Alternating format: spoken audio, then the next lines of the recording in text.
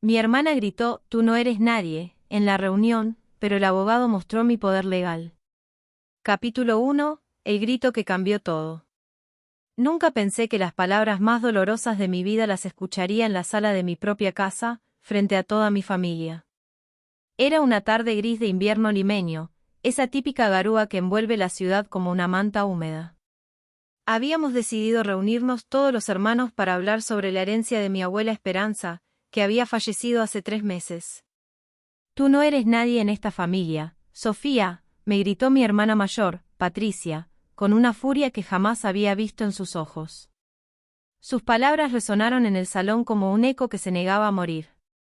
Los demás hermanos se quedaron en silencio, algunos bajando la mirada, otros asintiendo sutilmente. El aire se volvió pesado, cargado de resentimientos que habían estado fermentando durante años.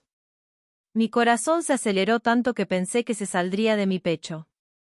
Patricia continuó, «Siempre has sido la oveja negra, la que se fue a estudiar lejos, la que nunca estuvo aquí cuando abuela nos necesitaba. ¿Y ahora vienes a reclamar tu parte? ¡Qué descaro!». Sus palabras fueron como puñaladas, cada una más profunda que la anterior. Miré alrededor de la sala donde había crecido, donde mi abuela me había enseñado a tejer, donde habíamos compartido tantas historias. Las paredes parecían cerrarse sobre mí. Mis otros hermanos, Carlos y María, permanecían callados, pero sus expresiones lo decían todo. Había sido juzgada y condenada sin derecho a defensa. «No tienes derecho a opinar sobre los bienes de la abuela», continuó Patricia, levantándose de su silla y caminando hacia mí con paso amenazante. «Te fuiste a Arequipa por tu carrera, nos dejaste solos cuando ella se enfermó. Y ahora regresas como si nada hubiera pasado». Sentí que las lágrimas comenzaban a formarse en mis ojos, pero me negué a llorar frente a ellos. No les daría esa satisfacción. Había trabajado tan duro para convertirme en la mujer que era, había sacrificado tanto para estudiar Derecho en la Universidad San Agustín de Arequipa, y ahora me trataban como si fuera una extraña en mi propia familia. «Patricia, yo también soy hija de esta familia», logré decir con voz temblorosa. «Abuela siempre me amó, y yo la amé a ella. El hecho de que haya estudiado fuera no significa que la haya abandonado». «Mentirosa», me espetó. «¿Dónde estabas cuando tuvo neumonía el año pasado? ¿Dónde estabas cuando lloraba por las noches pidiendo por ti?». Sus palabras eran como látigos que me azotaban el alma. La habitación se llenó de un silencio incómodo. El reloj de pared de la abuela marcaba las 6 de la tarde, pero para mí el tiempo se había detenido. En ese momento, tomé una decisión que cambiaría todo, no me quedaría callada. Era hora de que conocieran la verdad, toda la verdad. Capítulo 2. Los secretos del pasado. Esa noche no pude dormir. Las palabras de Patricia resonaban en mi cabeza como un disco rayado. Me senté en mi antigua cama, en el cuarto que había sido mío antes de irme a Arequipa, y miré hacia el techo manchado por la humedad. Los recuerdos comenzaron a fluir como un río desbordado. Recordé por qué realmente me había ido de Lima. No había sido solo por estudiar Derecho, como todos creían. Había sido por él, por mi tío Raúl, el hermano menor de mi madre. Nadie en la familia sabía lo que había pasado aquellas noches cuando yo tenía 17 años, cuando llegaba borracho a casa y me acorralaba en los pasillos. «Si dices algo, nadie te va a creer», me susurraba al oído con su aliento a pisco. «Eres solo una niña problemática. Además, ¿quién va a creer que yo, el hermano favorito de tu madre, haría algo así?». Durante meses viví en silencio, fingiendo que nada pasaba. Pero cuando cumplí 18, tomé la valiente decisión de irme lejos. Inventé la historia de que había conseguido una beca para estudiar en Arequipa, cuando en realidad había trabajado en una panadería durante las madrugadas para ahorrar dinero y poder costear mis estudios. Mi abuela Esperanza había sido la única que sospechó algo. Una tarde, mientras pelábamos papas para el almuerzo, me tomó de las manos y me dijo: «Hijita, sé que algo te pasa. No me digas qué es, pero quiero que sepas que siempre estarás en mi corazón, esté donde esté». Esas palabras me habían dado fuerzas para seguir adelante. Había estudiado Derecho no solo por vocación, sino porque quería tener las herramientas para defenderme y defender a otras mujeres que habían pasado por lo mismo que yo. Durante mis años en Arequipa, había llamado a mi abuela religiosamente cada domingo. Charlábamos por horas sobre todo y nada. Ella me contaba sobre sus plantas, sobre las novelas que veía, sobre cómo extrañaba nuestras conversaciones. Yo le contaba sobre mis estudios, sobre mis trabajos de medio tiempo, sobre mis sueños de convertirme en abogada. Cuando te gradúes, voy a ser la abuela más orgullosa del mundo, me decía siempre antes de colgar. Vas a hacer grandes cosas, mi niña. Lo presiento. Pero había algo más que mis hermanos no sabían. Durante mi último año de universidad, había descubierto algo sobre la herencia familiar que cambiaría todo. Mientras investigaba para una tarea sobre derecho sucesorio, había encontrado documentos que mi abuela había guardado celosamente en una caja de metal, documentos que había enviado a una amiga de confianza en Lima para que los resguardara.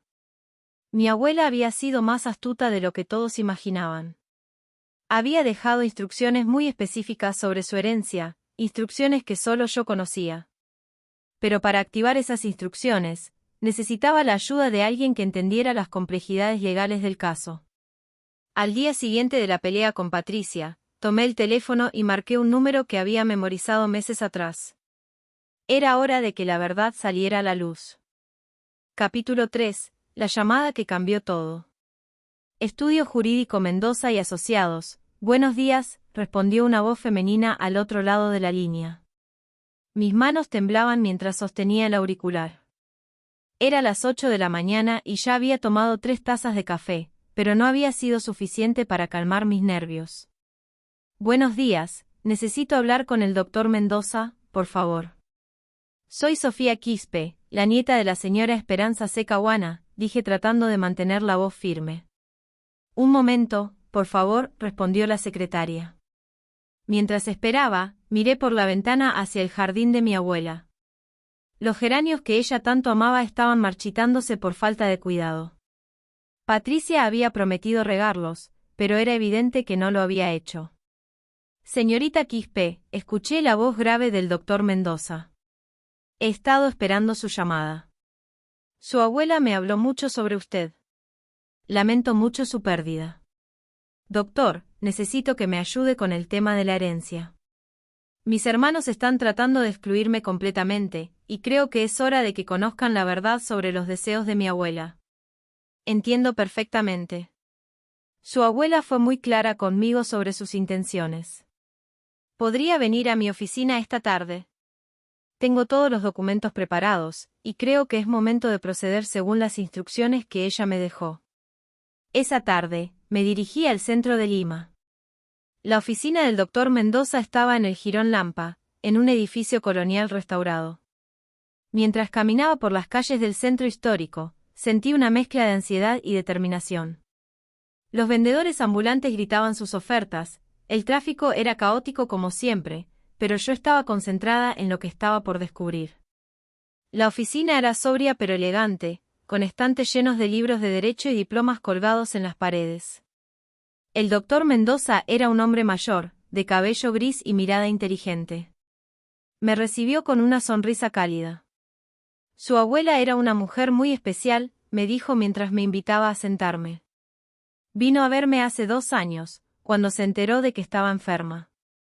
Me dijo que quería asegurar que usted recibiera lo que le correspondía, pero sobre todo, que conociera la verdad sobre la familia.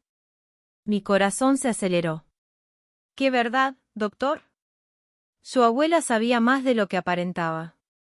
Sabía por qué se había ido usted de Lima, aunque nunca se lo dijo directamente. Y sabía también que sus hermanos la culpaban injustamente por no estar presente durante su enfermedad. El doctor abrió un sobre amarillento y extrajo varios documentos.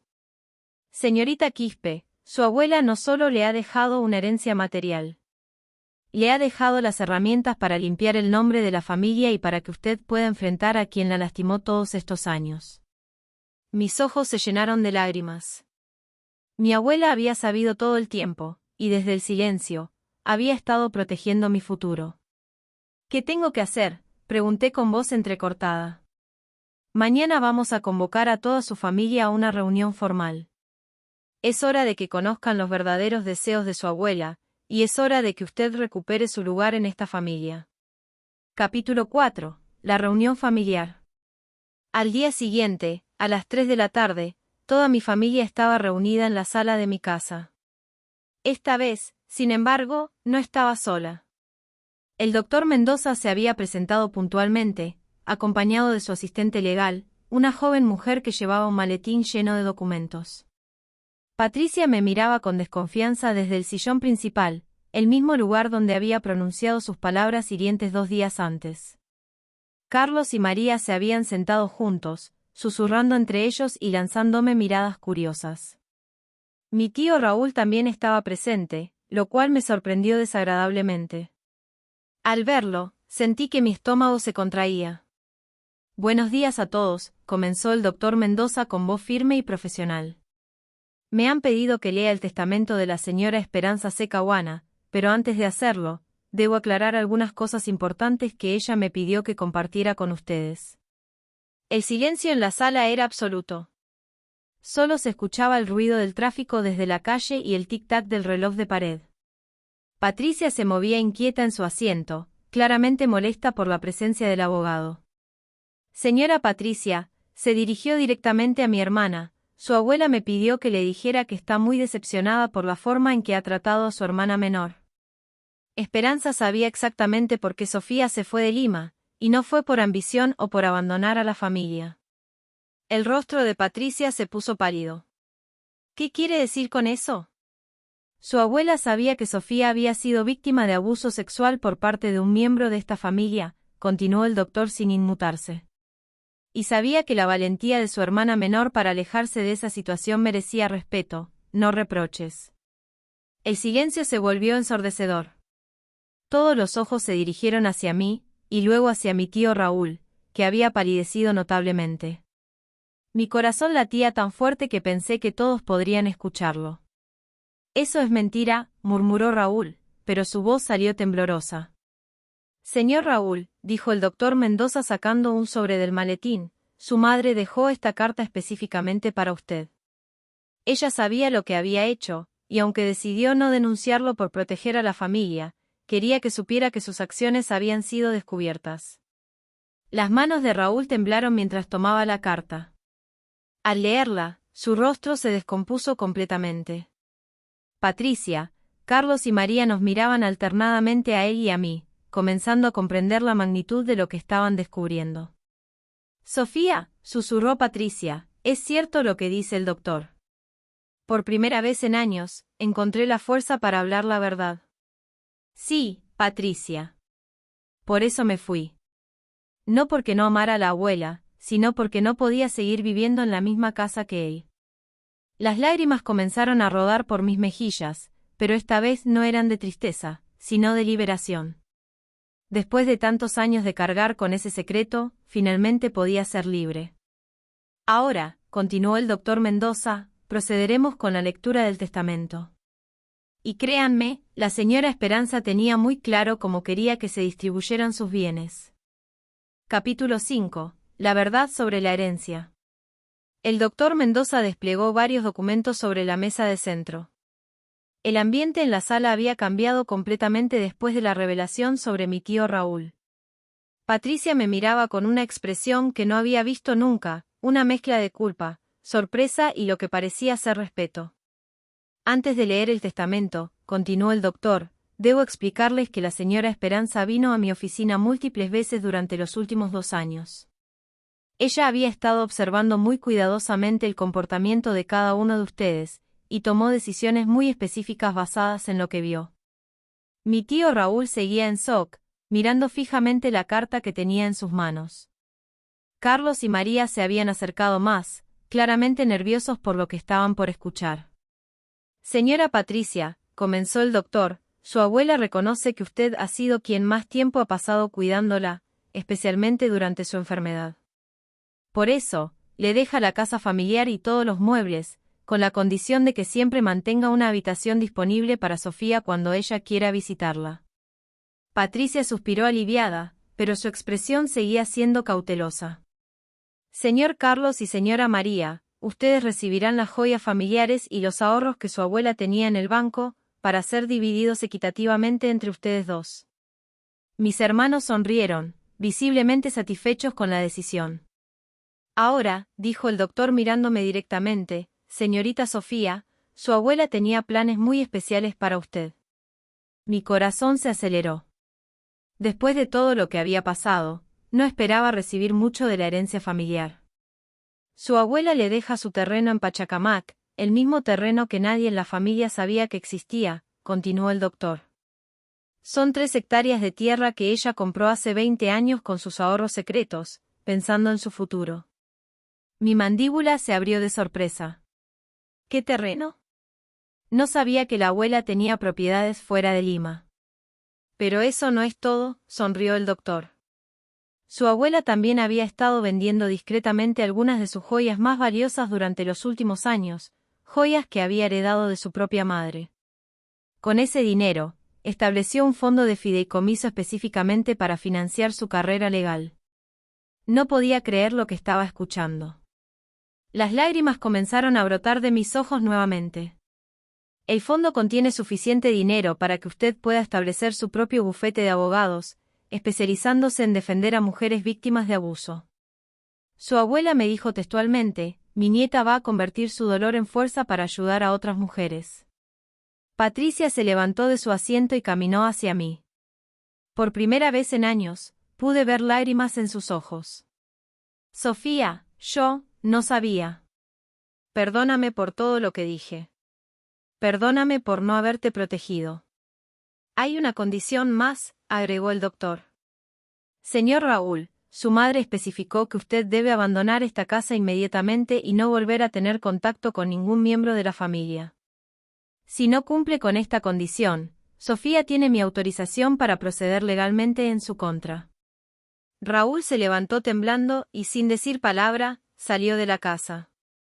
Sabía que no tenía opción. Por primera vez en muchos años, me sentí verdaderamente en paz. Capítulo 6. La reconciliación. Después de que mi tío Raúl saliera de la casa, la tensión en el ambiente comenzó a disiparse lentamente. Patricia se había sentado a mi lado en el sofá, algo que no había hecho en años. Sus ojos estaban rojos de tanto llorar. Sofía, me dijo tomando mis manos entre las suyas, siento mucho haberte juzgado tan duramente. Si hubiera sabido lo que realmente había pasado. Dios mío, ¿cómo no me di cuenta? No era tu culpa, Patricia, le respondí apretando sus manos. Yo tampoco sabía cómo decírselo a nadie. Tenía miedo de que no me creyeran, de que pensaran que era mi culpa. Carlos y María se acercaron también. Carlos, que siempre había sido el más callado de los hermanos, habló con voz temblorosa, hermana, todo este tiempo pensé que nos habías abandonado por orgullo. Nunca imaginé que estabas huyendo de algo tan terrible. Y yo que te reproché no haber estado aquí cuando abuela se enfermó, agregó María. Ahora entiendo que ella sabía exactamente por qué no podías venir. Ella siempre fue tan sabia. El doctor Mendoza, que había estado observando nuestra reconciliación en silencio, se aclaró la garganta. Señorita Sofía, su abuela me pidió que le entregara esto cuando toda la familia estuviera reunida y supiera la verdad. Me extendió un sobre rosa, del mismo color de los geranios que mi abuela tanto amaba. Con manos temblorosas, lo abrí y comencé a leer en voz alta. Mi querida nieta Sofía, si estás leyendo esta carta, significa que ya sabes que siempre supe tu secreto. Desde el día que te fuiste, supe que algo había lastimado profundamente a mi niña valiente. Traté de protegerte desde la distancia, pero también quise darte las herramientas para que pudieras sanar y ayudar a otras mujeres que han pasado por lo mismo. Mi voz se quebró, pero continué, no guardes rencor contra tus hermanos. Ellos te amaron siempre, simplemente no entendían. Ahora que conocen la verdad, espero que puedan ser la familia unida que siempre soñé que fueran. El terreno en Pachacamac es para que construyas tu oficina legal. Imagino que será un lugar hermoso, lleno de esperanza para todas las mujeres que busquen tu ayuda. El dinero del fideicomiso es para que nunca tengas que depender de nadie más que de ti misma. Pero sobre todo, quiero que sepas que siempre fuiste mi orgullo. Desde pequeña mostrabas una fuerza interior que me recordaba a mí misma cuando era joven. Ahora, usa esa fuerza para cambiar el mundo, un caso a la vez. Con todo mi amor, tu abuela Esperanza. Para cuando terminé de leer, todos estábamos llorando. Patricia me abrazó fuertemente, y por primera vez en años, sentí que realmente tenía una familia. Vamos a empezar de nuevo, me susurró al oído. Vamos a ser la familia que abuela siempre quiso que fuéramos. Capítulo 7. Un nuevo comienzo. 6 meses después de esa reunión que cambió mi vida, estoy sentada en mi nueva oficina en Pachacamac, viendo el atardecer a través de la ventana. Las paredes están pintadas de un suave color rosa, en honor a los geranios de mi abuela, y en mi escritorio tengo enmarcada la última foto que nos tomamos juntas. Bufete Legal Esperanza C. Caguana, Defensa de Derechos de la Mujer, dice el letrero dorado en la puerta. Elegí ese nombre porque quería que mi abuela fuera parte de cada victoria legal que obtuviera. Mi primer caso fue el de Carmen, una joven de 18 años que había sido abusada por su padrastro. Cuando vino a mi oficina, temblando y con miedo de hablar, me vi reflejada en ella.